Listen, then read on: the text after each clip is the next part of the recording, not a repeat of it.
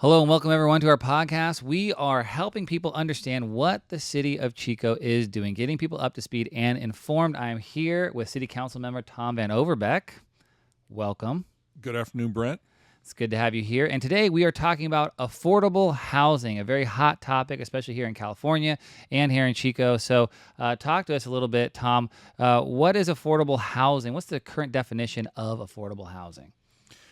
Of course, that depends on the person. The house I live in was affordable to me, and the house you live in was affordable to you. But for the purposes of this conversation, it means low-income housing, subsidized housing. Okay.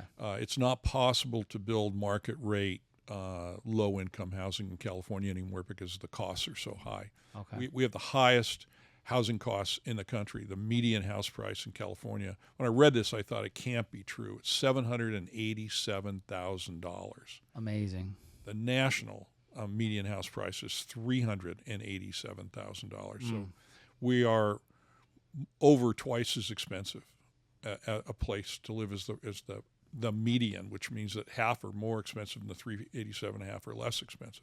Yeah, and when you look at Chico, average house price $438. Yeah. So we're a little bit better, but we're still much higher than the national average. Well, in the context of California, this is a fairly inexpensive place to live. Yeah. But it's still expensive because our median income is relatively low in Chico. So the metric that I think really brings it home is if you want to buy a median house, so the average house, and you have an average income. Average and median are two different things, but for the purpose of this conversation, you need to make 7.5 times. The median house sells for 7.5 times the median income.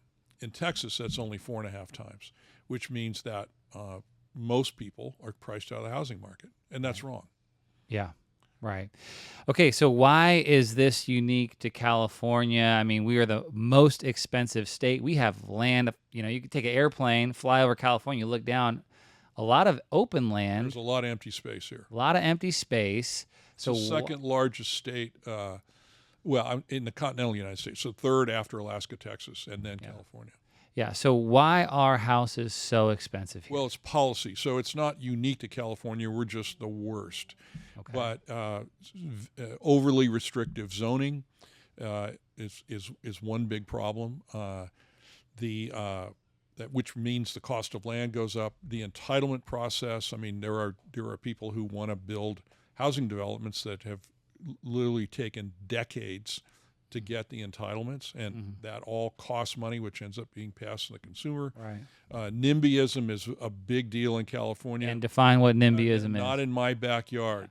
So anytime you want to build anything in Chico, I've done 5 infill projects, and for every one I've done, there's been a stream of people crying about how it was going to ruin the neighborhood. And I build nice stuff. You do. I can testify to that. Tom builds the very nice stuff. About how it's going to destroy the neighborhood, and the guy who's sleeps in the garden shed by the alley says that people driving down the alley, he's not going to be able to sleep. It goes on and on and on. We have very strict environmental regulations. So, there's the garter snake that has 2 extra teeth, and the thistle bush that some beetle eats, and it goes on and on. But the reality is, all those things add cost and mean that people with moderate incomes can't buy houses. Yeah. In California. Now, it's different in other states. Right. And it's not the materials are more expensive here. It's all the things that surround getting a house out of the ground, the permits, the zoning, the 10 years waiting, fighting political battles, paying for, that. A lot of that was what you're saying? Well, yeah, and the labor is more expensive because it's more expensive to live here, and so you got to pay people more. Yeah. But materials are more expensive because we have regulations. For example, if you want to build a new single-family home, you have to put in a sprinkler system.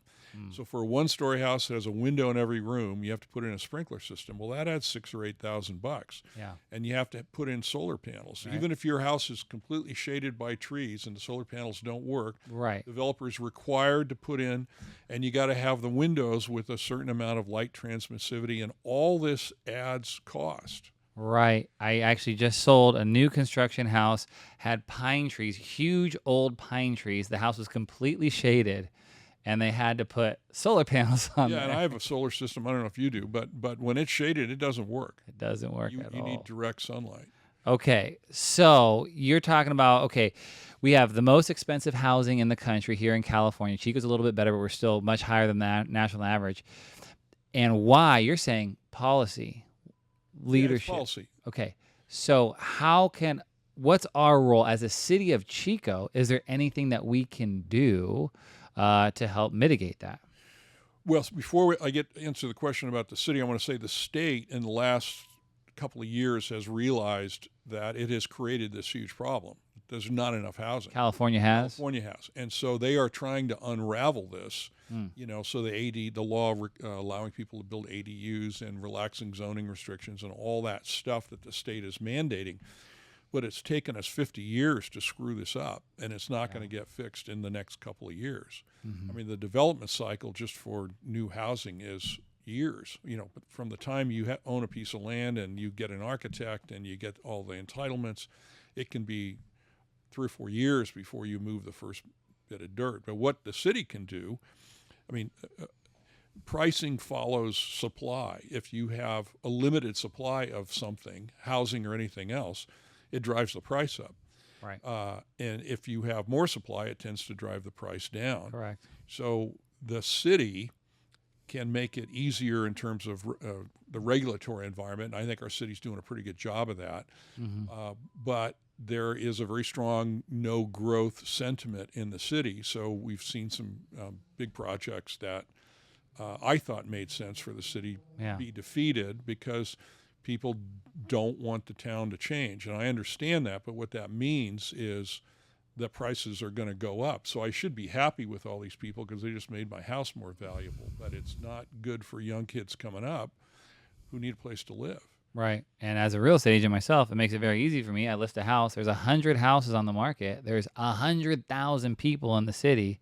It's very easy to sell that house. Oh yeah. So in Chico, the average house is on the market for 30 days. We have about 30 days worth of inventory. A healthy inventory level is more like 90 or 120 days. But at 30 days, then that has huge inflationary pressure. So housing is going to keep becoming more expensive. Yeah. Right. Okay, so about affordable housing. So what's the city's role in affordable housing? And this is government subsidized rental property specifically. How has things been going on that regard? What has the city been doing to supply? Well, the city's done an amazing job of creating more affordable housing. So first of all, the city does not build housing. We get people at almost every city council meeting that say, why doesn't the city build more affordable housing? Well, the city doesn't build, Chico doesn't build housing, and neither does any other city. Developers build housing. Right. What the city does is facilitate the process and get grant money from the state and the federal government in order to provide the subsidies. Right. So, and our city has done a great job of that. So, before the Camp Fire, we had roughly 1,800 units, just under that, of affordable housing in Chico. And right now, either built or under construction or entitled, we'll have a total of 3,200 units. So we've added 1,400 units. Wow. In the last 3 years, we have never built more affordable housing in that period of time. Wow. We've almost doubled the number of affordable housing units. Wow. In Chico in 3 years. 3 years. So the whole entire history of Chico, 1,800 affordable housing units. Right. Last 3 years, 1,400. Yeah. That's a massive. Yeah. It's fantastic. Okay. Yeah. And it was made possible because there was grant money available after the Camp Fire. Okay. And the city of Chico. The city of Chico did a great job of going to get it. Okay, good.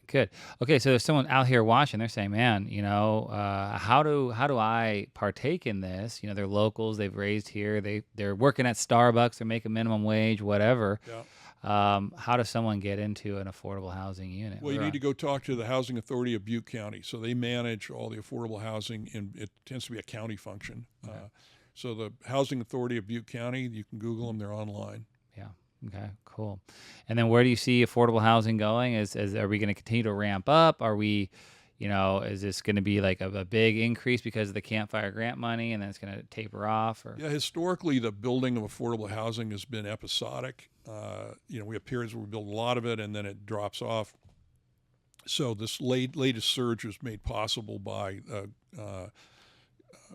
post-campfire grants, but the federal government's got $1 trillion deficit, and the state has depending on who you talk to, a $27 or $72 billion deficit. So I think we're going to enter a period where there isn't going to be much grant money out there to build affordable housing after we get through this what we're building now for some period of time. I see. But we have to get our fiscal house in order as a state and as a country. Yeah. Okay. So, future of housing in Chico, you feel like it looks bright? Are you confident in it? And what are your thoughts? Well, I mean, what happened with the Valley's Edge referendum is that the voters decided that they don't want the town, they don't want to build a lot more housing in Chico, in the city limits. And so that housing is going to be built in neighboring communities. It'll still be built in neighboring communities, and that's going to drive up the cost of housing in Chico. So if you currently own a house, it's great. If you don't own a house, it's not so great if you're trying to get in the housing market.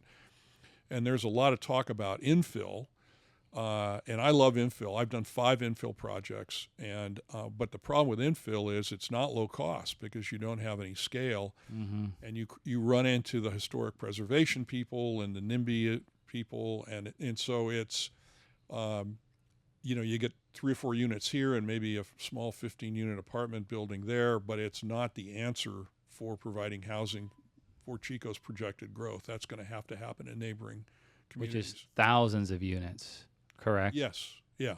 And single-family homes and all types of housing. Everybody affordable. doesn't want to live in a studio apartment. I mean, some people have children and dogs, and they want to have a yard for the kid to play in. Right, and that takes land, and that takes master planning. And we have plenty of land. Yeah. But we decided to not build housing on it. Okay, so it looks like the future is maybe slightly uncertain. And I think it's pretty certain. I mean, we have a constriction in supply of housing in Chico. It's going to make the prices go up. People are still going to want to come to the North State for the same reasons that we live here, but they're going to end up in Orville, or Biggs, or Orland, or any or Corning, Willows, or Corning, right, one of those communities, and those are places that are going to explode, and you can see it. This exact same thing happened in Davis. So in 2000, the citizens of Davis decided they didn't want to grow anymore, and so Dixon and Woodland have just exploded. Because those are the people who work at the university and can't afford to live in Davis, because Davis now, a 2-bedroom, 2-bath condo is $750,000. Right. Crazy. That is crazy. And they're a farming community and agricultural area, much like Chico. Yeah. Okay. Well, this is very insightful. Thank you so much for all of this, and look forward to the next topics that we discuss. Thanks, Brent. here. It's always a pleasure. Always a pleasure. Talk to you later.